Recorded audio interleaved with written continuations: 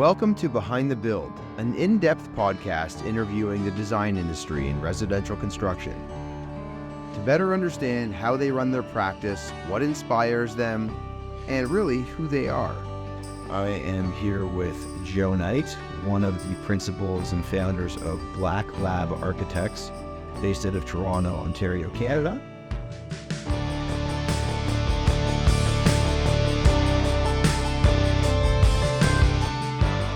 Joe, thank you for joining us today. Happy to be here. I say us, I mean the collective us. That's me and the listeners. So I wanted to bring Joe on today because Joe and I have had a history of working together on a number of projects, both with him and his partners of the practice, which include his lovely wife, Sarah, as the manager of operations. We have Tony and we have Andrea, partners at the practice. They focus on contemporary and modern architecture, not just here in Toronto, but outside of Toronto as well. So that would mean Collingwood, surrounding area. They've worked in Prince Edward County and beyond there. So wanted to bring Joe on because I really wanted to understand, having been in this industry now for quite some time, I think that there's a lot of information you could probably share with people about your practice, about you, and understand a little bit more about how you have really set the tone for what your practice can achieve on architectural scale. And that goes from renovations to new homes and beyond that. So I want to start things off, Joe, by asking you, what's your favorite color? Blue, maybe? Okay. Yeah. Okay. For those who can't see, because you can't see anything here, he's wearing blue. Yeah. Didn't think about that, but yeah. I know. I was figured to start off something fun. Subconscious. Okay. What else? Let's ask the other fun question. What's your lucky number? I got to go with 7. Okay. Or 7 or 21, actually. And, I got 2 lucky numbers. Yeah, absolutely.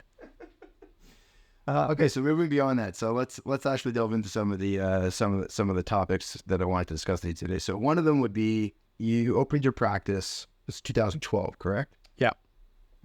Previous to that, and I say previous to that, I mean I know you worked somewhere else, and previous to that, you were in school. So where I really want to go with this is, what made you decide you wanted to go into career in architecture?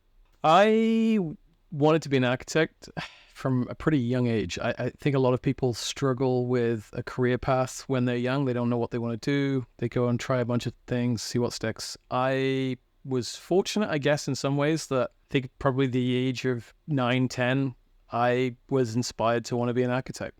Not going to lie, I didn't do great at school, like high school. And so that dream disappeared for a little bit. But then I figured out a way to get back into it, and ended up at the University of Manchester studying architecture. And yeah, I haven't really looked back. It's been great. Okay, so that would also mean that you did not grow up here in Toronto. Where'd you grow up? I grew up in the Cotswolds in England. My mother is from New Zealand. My dad is English. I grew up in the countryside and went off to university in Manchester up in the northwest. A couple of years later than I probably should have, by virtue of not doing so well at school. But, worked out in the end.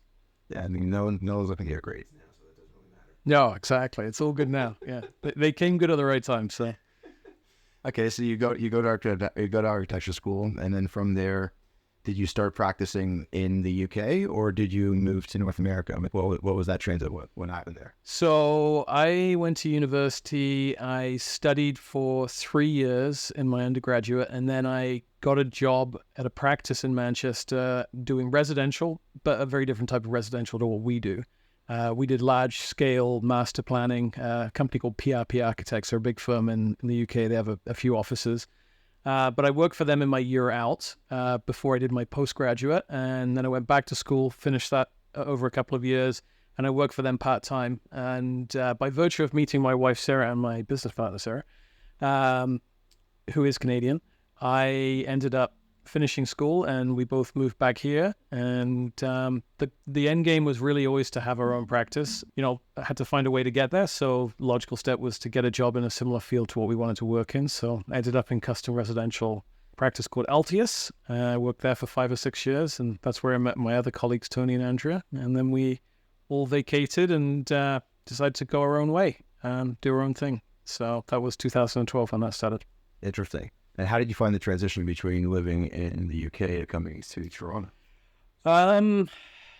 I think in general, like there's a lot of overlap. There's a lot of similarities. Like it's not a huge change for me. Probably more specifically to architecture, the big change really is here. You have a lot of freedom, especially in Toronto. Like we work with a zoning bylaw, but aesthetically, as someone who practices architecture in a more sort of modern area or sector, we can kind of do what we want. We can flex our muscles doing some fun stuff. In the UK, just by virtue of the history of a lot of the cities, the way that they're kind of constructed and made up, the way that you kind of have to go about things is much more managed. Like there's much more restriction on how you can approach the visual of a building. So yeah, quite different that way. So I think we've really enjoyed the freedom here of being able to kind of explore a lot of stuff that we might not necessarily have as easy a go at in the UK. Right. So yeah, that's been positive to be able to enjoy that here. And had you always had the interest in wanting to get into residential versus commercial or institutional?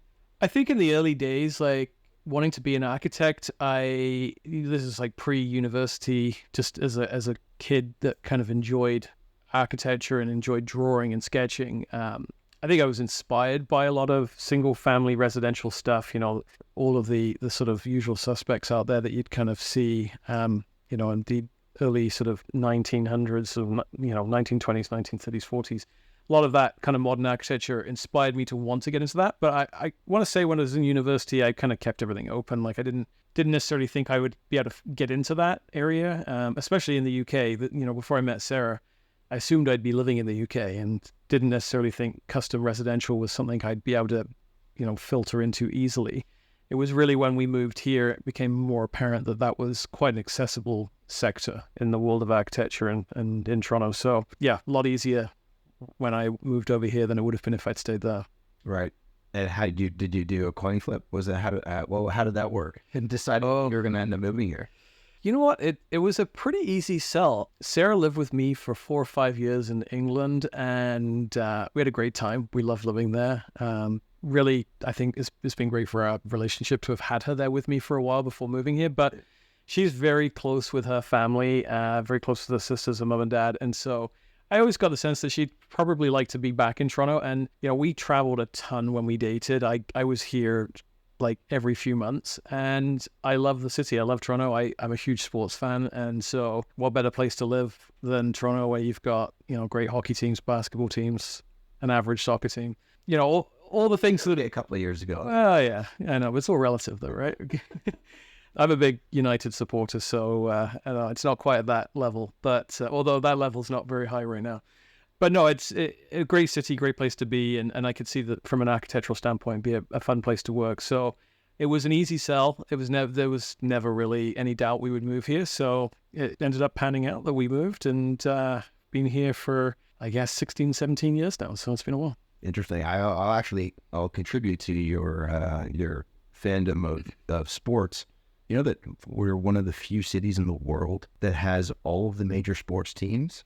So we have basketball, baseball, I guess then we'll call this North American sports. Baseball, hockey, we have football, CFL, it's not the NFL, right? And soccer, and they all play in the heart of downtown, which is one of the most rare occurrences in professional sports globally in any major city. Yeah. So kind of interesting. I completely agree. Yeah, it is very interesting. It's a fascinating place to live. Like it's a great city with a lot to offer here. Great place to work, and yeah, it's been good. I mean, you kind of, make the best of the situation you're kind of put into, and I was very enthusiastic about moving here and living here and working here, and I've met some great people along the way, and sitting here with you today because we met a number of years ago and good friends, and it's been a great spot. Yeah. Okay. So let's get into a little bit about what it was like early on in your career when you were starting to work on some of your first custom residential. Like, what was that like? What kind of inspirations were you drawing upon? What did it look like from your perspective when you were starting out this career in a new city, understanding the architecture of the city, and then also understanding the architecture that you want to put forth into the city and inject it and infuse it with, your flavor. Yeah. Working for a company where it wasn't ultimately in the end fully your idea that potentially would be approved. Yeah. Right? You had someone else that was going to... Yeah, sort of oversee things. Yeah, absolutely. the biggest issue for me to start with wasn't really an issue, I guess, but the biggest kind of learning curve was I'd learned everything in metric, and I had been brought up with metric, and I moved here, and custom residential here is not metric. And so, I was contending with designing something that would be really cool and great, and, wanted to be inspiring our clients to kind of want to build fantastic pieces of architecture. But fundamentally, struggle a little bit with the scale of things and just kind of getting everything kind of crossed over from metric to imperial. So that was a bit of a learning curve, but which is something I think not a lot of people will pay attention to. Like if you're a client out there, you're not thinking about that, right? No, very few people are, but that's huge in what happens in the construction. Yeah, no, absolutely, it's huge. It's just funny. Like everything just takes a little longer to compute before you can sort of land on the answer to what you're looking for. But I had a great time at Altius. I learned a lot. I was given a lot of freedom. I think I probably earned that. Like I worked really hard, was really committed to doing good work and try to, as I say, create great pieces of architecture. And although it was under the sort of guidance of my bosses there, they let me experiment with things and play with things. And, all the stuff I'd kind of brought over from university and from, just wanting to be an architect over the years, all the things I've read, I was able to really play with that stuff. And, I think it could have been a very different environment. Like some companies I'm sure you go to and maybe you are much more restricted. They really want to, have the final say on what's happening. And whilst that kind of did exist to a certain extent, like it would having a boss in any company, they always want to sign off on the final thing. I did feel like I had freedom to do what I felt made sense. And it was great, but it's evolved dramatically. And I think that ultimately, once I had sort of gotten experience with them, once I had learned, a lot about zoning bylaws in the city and, all the things that you kind of have to know, the building code, things that weren't familiar because I hadn't lived here before. Mm-hmm. Once I cut all that down and I got all my hours logged as an intern architect, there was no way I was going to stay. I mean, it was a great job, but I always wanted to do my own thing and I was going to go and do that no matter what. So, that transition was a big transition, and I guess you could say it was a little bit of a scary step to take, but I come from a sort of entrepreneurial background with my parents very much like that. My wife Sarah's parents, same as well.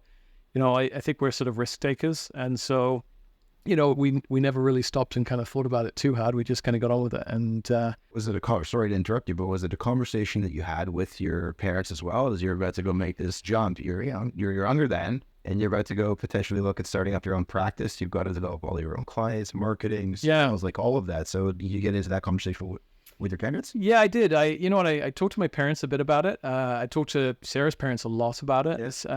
We spent a lot of time together as a family, so it was a big conversation for a good chunk of time leading up to making that transition.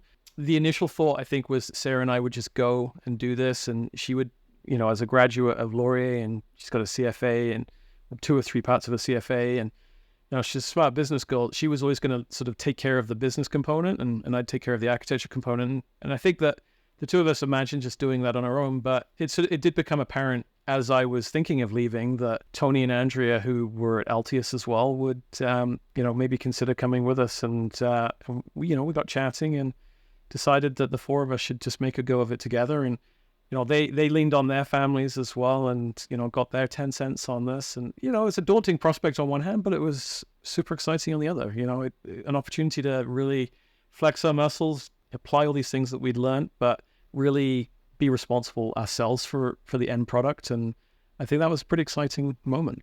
Right. So, okay. So let's get to there. So you're looking to start your practice. It's, I assume, toward the end of 2011, leading into 2012, somewhere around there. Is that right?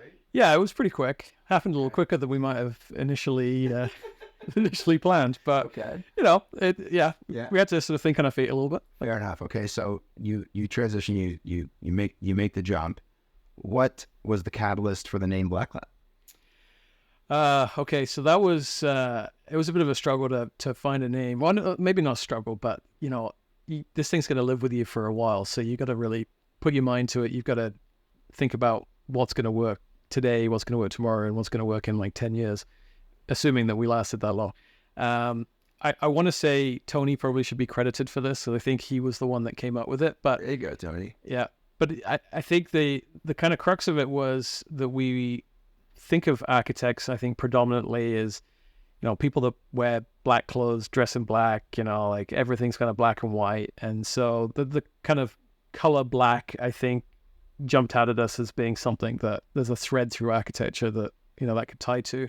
And the lab really was kind of this idea of experimenting, having a laboratory to work in, to try things, play with things. And so this idea of blackLAB was kind of a fun way of putting the two together. Although I think a lot of people probably think that we own blackLAB dogs. We've been asked that many, many times. And actually, just as an aside, which was quite amusing, when we did leave, Andrew and Tony had coffee mugs made up for the four of us that were white coffee mugs with black interiors, and each of them had like a shadow or a kind of symbolic posing blackLAB dog in black, each of us with a different kind of dog pose. And so we have those on our desks at the office, which was kind of amusing. At the time of leaving, it was just like a bit of a joke, a running joke that I would imagine. Yeah, so that was kind of fun. I've been to the office a ton of times. I've never seen those mugs, but the next time I'm there, I'll pay attention to that. Absolutely, you should. And for those of you who don't know, you can actually, when you log into the website, there obviously things will change, but there was a period of time on the website where there was a black dog on the porch of one of the projects. Yes. And I initially, when I had first met you, I thought, it's a correlation to a dog.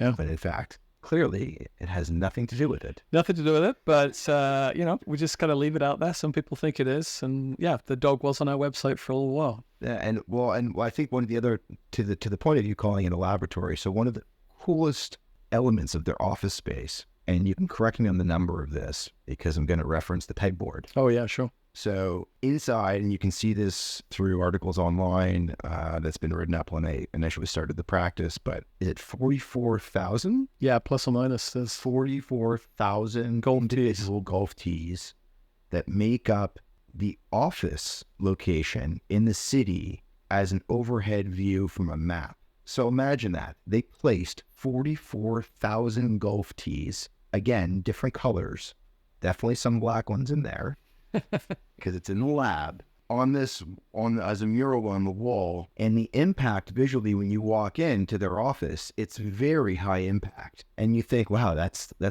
looks like it's very laborsome and daunting. And when you find out that they did this as a part of like an overall experiment to just create this, you have a different appreciation for the type of people you're engaging with. So that's my own experience walking through the offices. It's amazing. And you know what, that was the intention, like to have this really cool backdrop. Not gonna lie, when we first started, we transitioned to running this business a little quicker than we had anticipated initially, and so we had a little time on our hands, and what better way to spend it than putting 45,000 golf tees into a wall. But no, it was a great talking point, and if we ever change offices, God help us getting that thing off the wall and moving with us. But it's part of the furniture, and pretty cool. Okay, so you've gone and you create this office space, and now you got to find some clients. And so what did that look like at early inception of getting the practice off the ground? How did you take on the daunting task of now you have to create a brand, and you've got to create awareness? Yep. So what was that like for you? And just, I guess there's a secondary question to that. Who looks after sales within the office? Is it you? Is it someone else? Like, how does that work? So you start your own practice, and there's so many things that you've got to think about. The fundamentals of having Sarah as our business manager and the partner in the practice enabled us to kind of have a good solid setup, a good foundation. She looked at everything that wasn't, designing houses and said, hey, we got to do this, this, this, and this. From writing sort of agreements between the four of us to run the practice, getting us set up with all of that stuff. I think as three architects coming out of architecture school and working for someone else, you don't really appreciate just how much stuff needs to happen beyond the architecture. And so I want to talk about that too. Yeah, we should come back to that for sure. And I think that, we were fortunate to win Best Emerging Practice a year or two into the running of the business. And a lot of that, I think, comes back to Sarah's role as a business manager. When I called and registered, not to deviate too much, but when I called and registered our practice with the OAA, they laughed down the phone when I told them that we were 4 business partners, one of which was a business manager. They said that they'd never heard that. That, architects start businesses on their own and try to run the business themselves. And so they found that kind of amusing that we were somewhat seemingly organized with that component. But we were very dedicated to having someone in a role that could take care of all of those non-architecture things and tell us how to run a business. And so Sarah brought a lot to the table with that. But then equally, outside of designing houses for people or buildings for people, Tony and Andrea and I, and Tony and Andrea especially, are master craftsmen of lots of other fun things and fun projects. And so when it came to sort of the sales pitch of like what do we want to appear like, what is our brand, how do we pitch to people that we should be hired by them, they bring a lot of inspiration to the table. Probably bring a little bit. Maybe I do more of the talking than everyone. I'm a chatty guy, but they have a lot of great perspectives on things that aren't just building related. And so I think collectively between the 4 of us, we all sort of just complemented each other with the ability to go out and find work, whether it's calling contractors that we had worked with in the past that we had great relationships with and just letting them know that we were doing our own thing, or whether it was just thinking on your feet and contacting newspapers, magazines, doing articles about, the start of our new practice, and then people calling us because they saw something that they were inspired by. But there's a lot of stuff in the background that was really sort of non-architecture related, like building a T-wall. We had time on our hands, so we kind of had to adapt our positions and become sort of a jack of all trades, I guess, to figure out how to get going. But to maybe answer your question, a lot of it was really... A lot of answers. There was a lot of answers, yeah. But I guess more specifically to the question you had, we did make a lot of calls to contractors. A lot of friends reached out to people that they knew were looking for people to work with on housing projects, and they set us up with that. A lawyer at the time who was doing all of our agreements between the 4 of us to start the practice, he actually wanted to do a renovation on his house, and so he hired us, and I think that might have been our first project.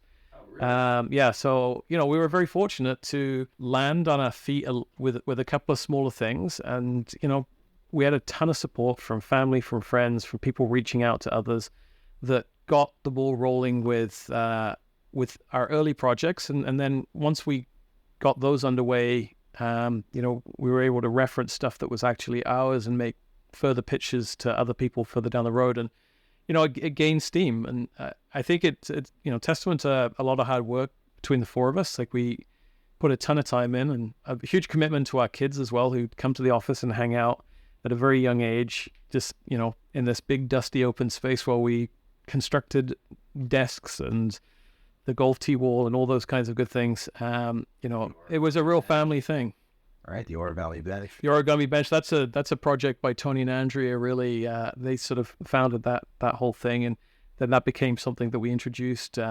We also did a couple of interior design show exhibits, and again, got great traction. We met a few great people through that, and people like Joel Loblaw. We do a ton of stuff with him now for landscape design, and we met him at the interior design show because he was part of the same exhibit the first year. And so I think if you're a good person and you do good things will happen. It comes back to you. So I think we've always just approached that whole the whole running of our practices just being honest, good, down to earth people, and like to think that we're good at what we do, but we fundamentally listen to our clients and want to give them what they're after. And it's kind of worked out well. We're still working away. Yeah. And so to that point, I'm curious. I asked you this question sometimes whenever we speak, but my question is, how many projects are you capable of taking on at a given time? Is there a load capacity, or is it more so you're free to take on as much as you want because you can, and if you need to, you can ramp up from there? It's a great question, and I think the answer to it has actually really shaped our practice to be the way that we are. So in the early days, I think, we would sort of take on whatever we could. You're developing a portfolio, you're, enthusiastic about just getting great projects, working with great people. And so I think in the back of my mind in the early days, I thought, maybe we'll grow, maybe we'll have staff, maybe, it'll be whatever comes in the door kind of will dictate how big our practice is and how many people work for us or work with us. And that evolved quite a bit. So I would say 5-6 years into running the practice, we kind of made a conscious decision to start to think about the types of projects we wanted to work on, and not necessarily taking like the biggest projects, but I think trying to identify the right people to work with and taking those on, and not so much taking on everything that came through the door. And the real focus with that was to maintain the ability for Tony and Andrew and I to work directly with our clients.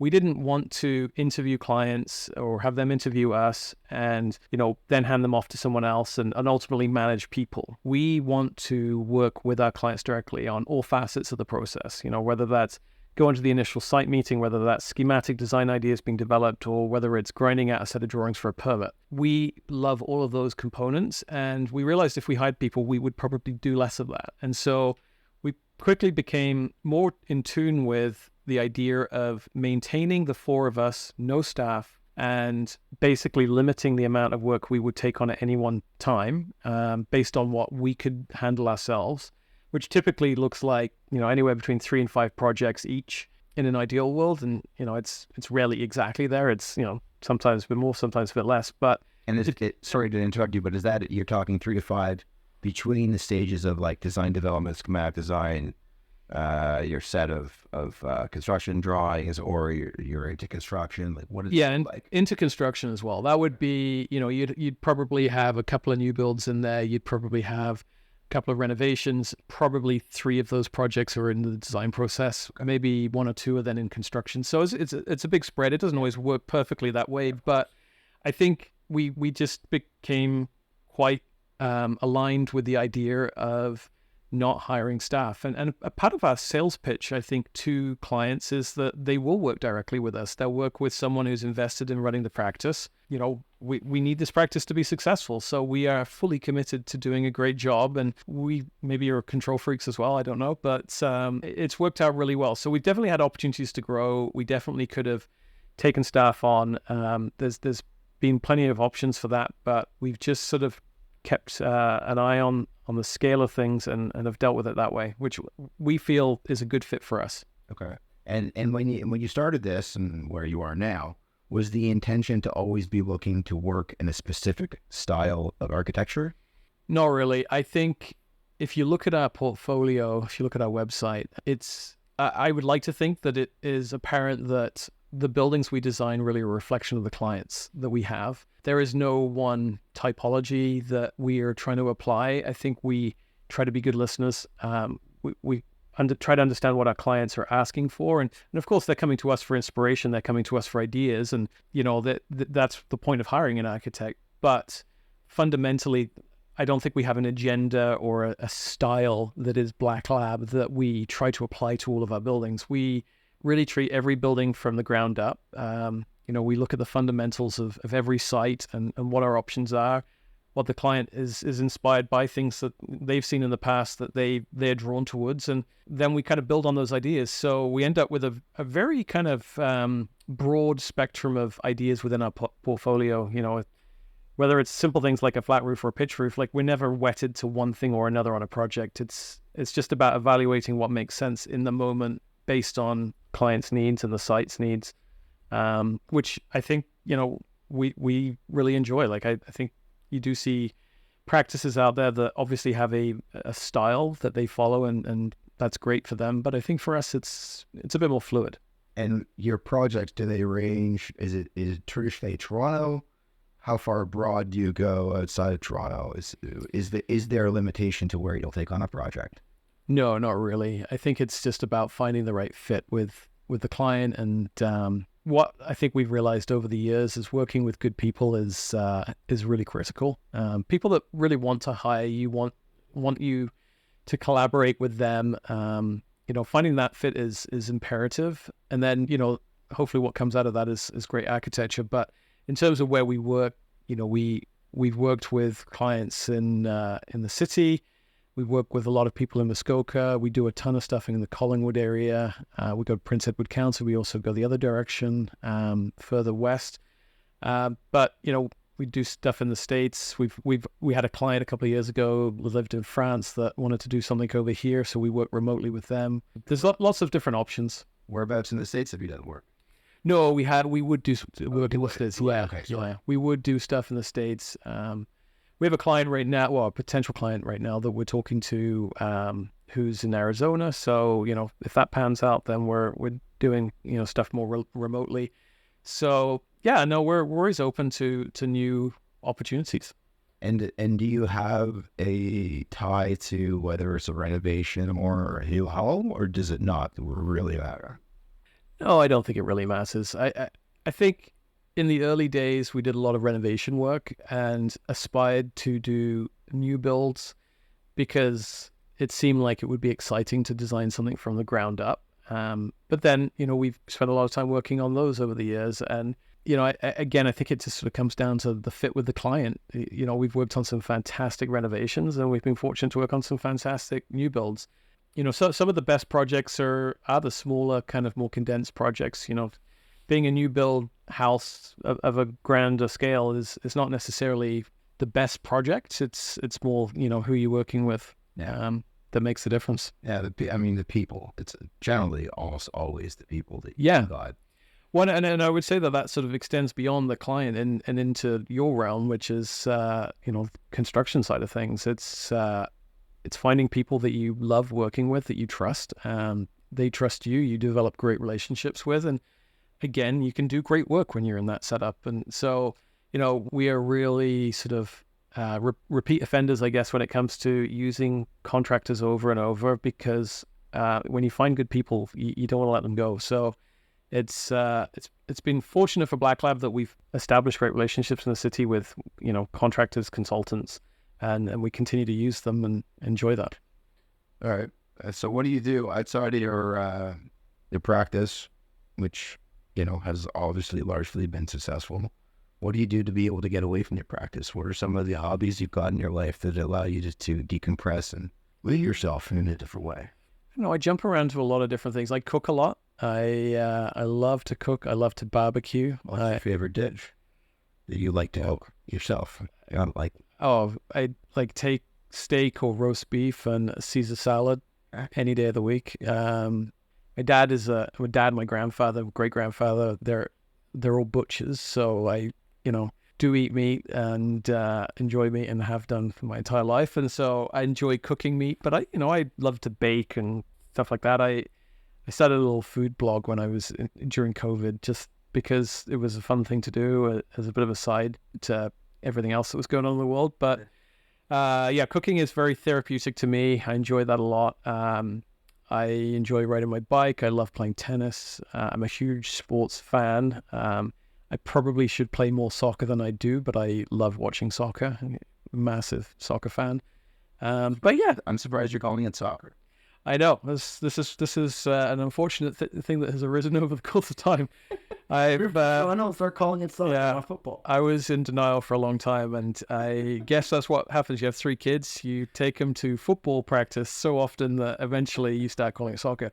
But I'm a big fan of all those things, and so and time with the family. Like we're a very close family, Sarah and our 3 kids, and so we love spending time together, traveling together, and go to the cottage, and those are great times, and feel very fortunate to kind of have good people around me.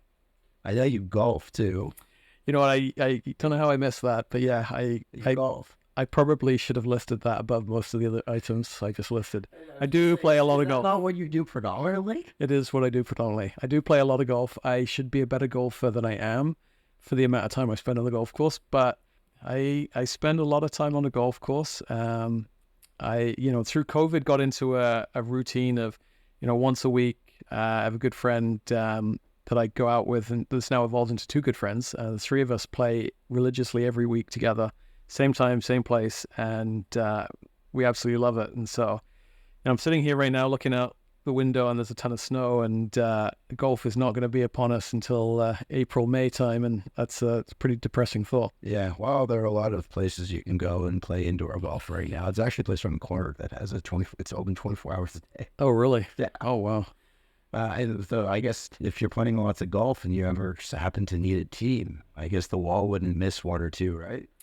Well, yeah, we definitely don't have a shortage of teas hanging around. So yeah. Okay, and then what about travel? Like when you're out there in the world, are you traveling with the family? Are you paying attention? I assume you are. You paying attention to architecture? Are you looking to bring things back? Like, what does that look like for you when you're out there traveling with the family and So engaging in the world?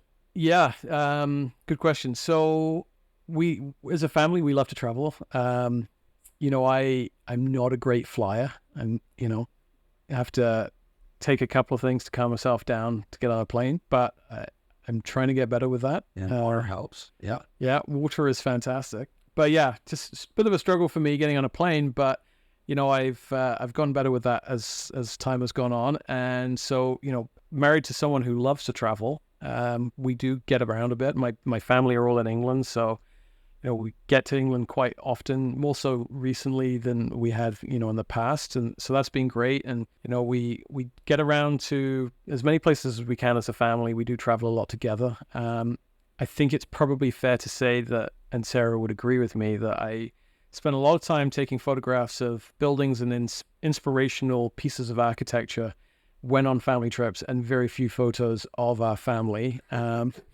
I think if you were to walk around our house, you'd struggle to find too many pictures of the five of us. Not through any, you know, misintention or anything like that, but I just seem to gravitate to taking pictures of other stuff instead. But Idea that will resolve the issue of not having family in pictures. oh, really? Yeah. Throw the family in with the architect. Well, yeah, it seems so simple, right? Yeah, I definitely gotta improve that. But no, we love to travel to great, you know, interesting places. We've been fortunate to go to a ton of places around Europe before we moved here. You know, we were just in Paris this last summer when we went over to England to see my family. And so, you know, a lot to be inspired by in all those great places. Trying to inspire the kids as well to see all that stuff. Not that I necessarily think we've got any budding architects in the family, but, you know, I think it's good for them to kind of experience all of that.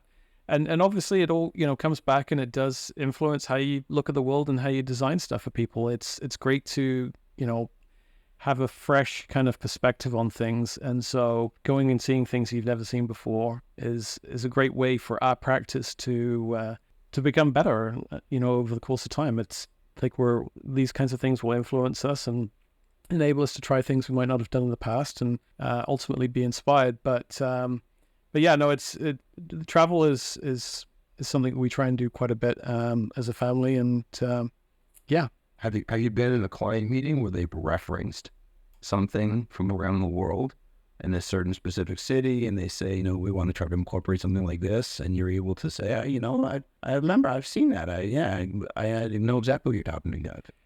I've had that happen a couple of times. I would say the most common thing that people put in front of us are beautiful houses with flat roofs in California, and they say, we want a house to look like this. And, you know, we address that by telling them that we can definitely do something similar, but the one thing California doesn't have to contend with too much is the large amount of snow in the winter, which we do. So usually those nice slim lines that you see, you know, roof lines, they're not quite as slender in Ontario as they are out in California. So Yeah, they're good at repelling water yes, yeah, exactly. when it rains, but not so much the load capacity. Not so much the low capacity. So yeah, that's a commonly referenced thing. Lots of beautiful pieces of architecture out on the West Coast people reference, and we do our best to work those ideas in, but within the, you know, confines of Ontario living. Okay. Well, I think there's been a lot to take away from this. I think it's been really interesting. I'd like to ask you just a few other things before we wrap up. I'm curious to know of the architects that exist in your history and through your learning. Like, have there been any that were really, in your mind, the people that you were trying to emulate as, what's the right word that I want to use here? Not to directly copy what they've done, use them as inspiration. Is there anyone well-known or not well-known that you've been able to draw upon early as like a, I want to say, a co-creator in the back of your mind? There's been a lot of people that have been inspiring it. I guess what's interesting is I was educated in England and I now work in North America. And so a lot of what we studied in university was a bit more European focused. Certainly we did study, Frank Lloyd Wright is an obvious one. Did a lot of stuff over in the States, and we spent a lot of time looking at his work, and obviously a great inspiration. But, there are a ton of architects, whether they're sort of, big companies like Foster's of the world, or, smaller guys that do individual work like, Le Corbusier, those types out in Germany and France and Europe in general. I think I've just been inspired by lots of different architecture, and I think that's why, as a practice, and obviously Tony and Andrea have a huge input into this as well, as much as me.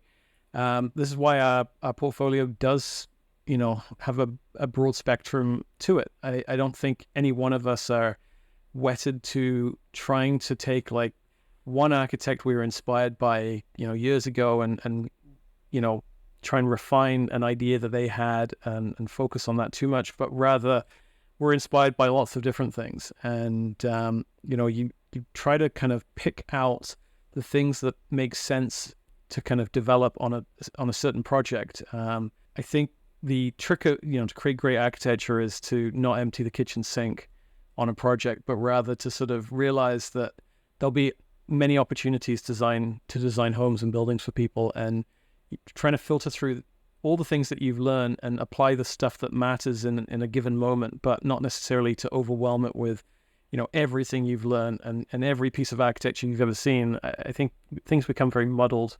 Fundamentally, I think, a good building should be boiled down to a very simple diagram. And so, that diagram evolves with each project, and probably people that I've studied and looked at and visited buildings of in the past, some things are applied to one project, other things are applied to another project. And, you kind of pick and choose like what your inspiration is a little bit on each project as you go. Right. I think one of my last questions is going to be, have you done this for yourself? Have you designed for yourself your own home? Was it a renovation? Was it a new home? Have you done that before? I did. Sarah and I live in a house in Toronto, which is a 1940s-ish house that we gutted, renovated the inside of, and added an addition.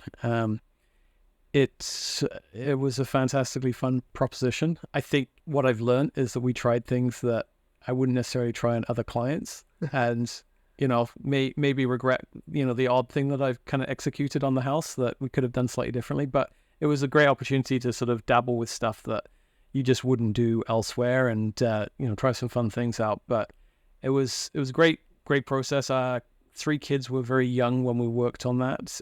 That was a year or two into us starting BlackLAB, so it was in our earlier days, and the intent really was that we needed to upgrade our house, but also it was going to serve as a great portfolio piece for our business. And so it turned out really nicely, and we're very happy living there. But I think once you've done it once, and especially as a renovation, you kind of have this itch to do it again. And whether that's another reno or whether that's a new build at some point, I'm sure Sarah and I would love to kind of revisit the process, perhaps correct some of the things that we did on that project and do them slightly differently. But you sort of live and learn as you get older. You kind of realize that you don't always get everything right, but part of the process, I guess. That's the nature of life. Yeah, absolutely. If you've got a mind willing to want to learn from the mistakes that you've made, some people out there don't, but yeah, no, for sure. Like no one's perfect, right? You just I think you to do great things, you really got to push yourself. I think as in the business that we're in, you've got to have clients that want to push you as well to kind of experiment, to try different things. That's part of the nature of how we work and the world we work in. But it's fun. Yeah, you used a word before, and I was just thinking, what'd be great is if, as humans, we just actually eliminate the word from the vocabulary, and that's the word perfect. Yeah, perfect. Yeah, it doesn't really exist. Foolish word. Yeah, should be gone. Abolish it. Yeah, yeah. Joe, thank you so much for spending time with us, for your candor, for the stories, It has been an absolute pleasure getting to know more about you, about the practice, all of it. It's really, we're thankful for having you on, and look forward to continued success for you and your partners in this. It's been a pleasure working with you over the years, and hopefully we get to do some more in the future. But really, I think it's been really engaging for listeners to be able to understand a lot about you and how the practice works. Well, thanks very much for having me. It's been fantastic to chat with you. It's a pleasure getting to know you over the years and working with you. It's been an absolute joy. It's great to sit down and chat. And I feel grateful to be asked to do this. So thanks. You're welcome. Thanks.